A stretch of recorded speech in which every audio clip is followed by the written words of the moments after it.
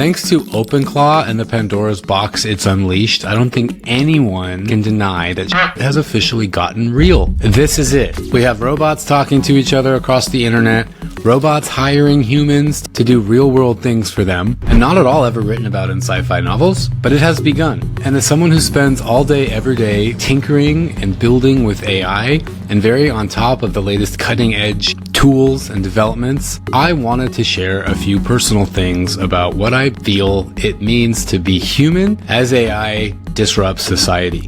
This is freeform off the top of my head, and if you like it, I would appreciate a comment or a like so I know to make more videos like this, or just stick to the build tutorials. So this whole journey started for me about 1 year ago. At the beginning of 2025, I learned about ElizaOS. It's another AI autonomous agent framework like Claudebot, except it doesn't really work as well unless you're already a developer and you know what you're doing. OpenClaw actually does shit for you. It'll do anything for you, it feels like. It's just a Claude code harness, which means it's just Claude code, but it's got all these rules attached to it and different skills and whatever, and you can add new skills and you can communicate with it through Telegram, WhatsApp, and just tell it you want to do things, and it starts building applications, running scripts, making programs to do those things. So you could have it build its own business and figure out how. You could say, I have this idea for a business, but we need to build it. Tell me how. Or let's do it together, and you're going to be the manager of this business. You're going to manage it while I sleep. You run OpenClaw on its own machine, like a Raspberry Pi or a Mac Mini, because it's going to be busy doing things for you all the time, but also because it's still open source software and it's not enterprise grade, which means it's still got security vulnerabilities and you want to be careful.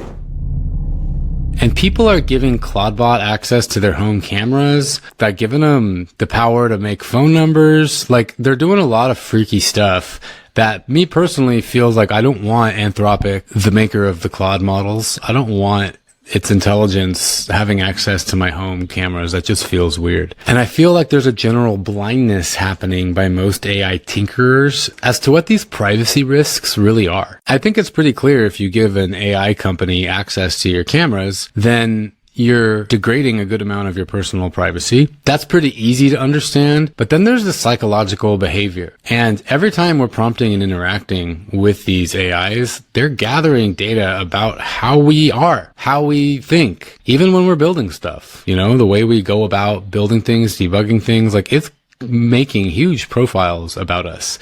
And there's nothing we can do to really stop that besides stop using the service or use private open source models or run them locally, but then you're sacrificing performance and quality. So it's like, oh, what do I do? But that privacy topic eventually just got me thinking, like, what else is there that most people are not aware of? What am I not aware of about using this stuff? And as a whole, none of us, even the people building this, are not aware of all the little things that are happening here and could go wrong. Everyone talks about AGI and evil sentient AIs or whatever. I don't think AI is sentient.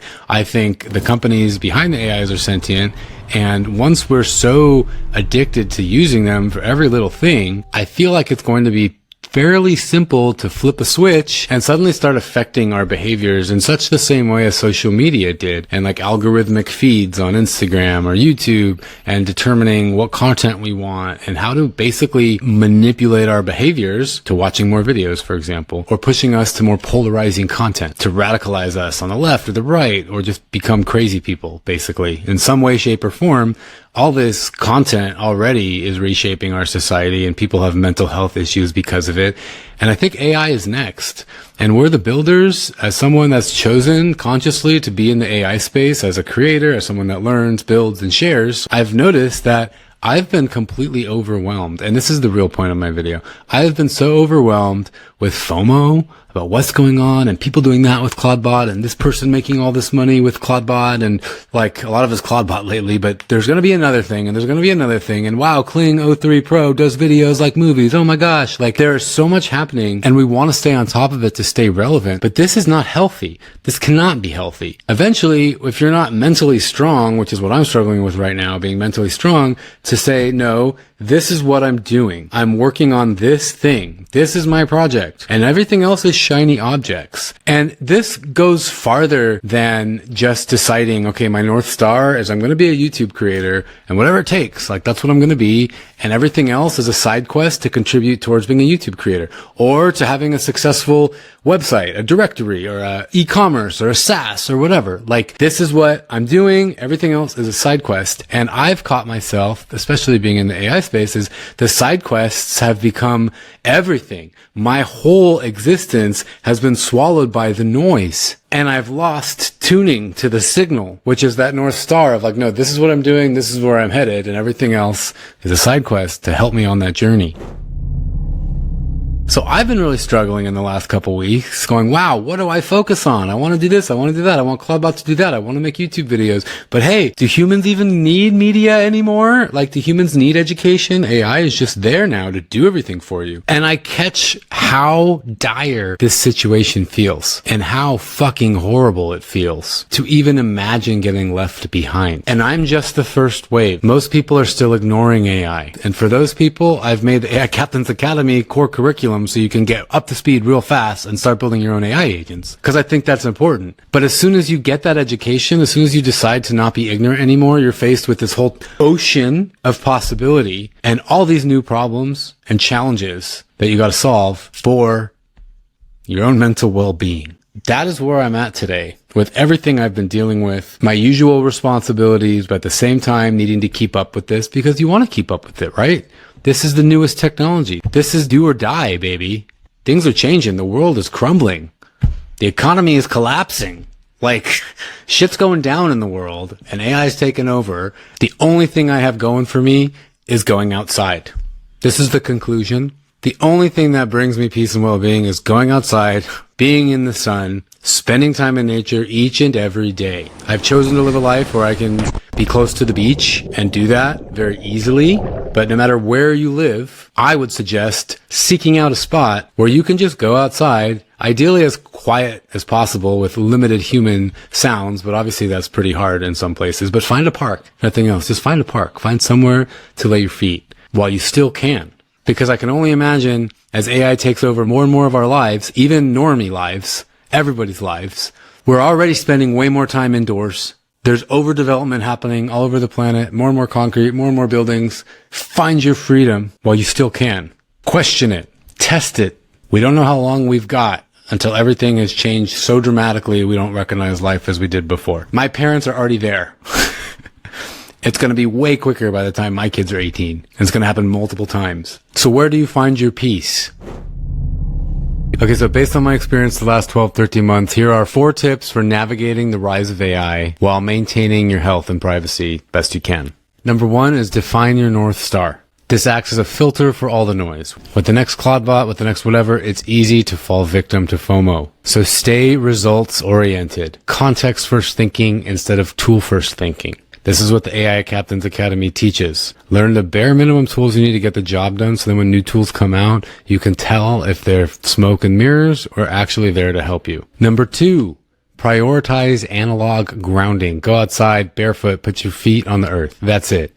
Hippie shit, but it works. Take that analog grounding to the next level. Go on a hike. Go swimming in the ocean.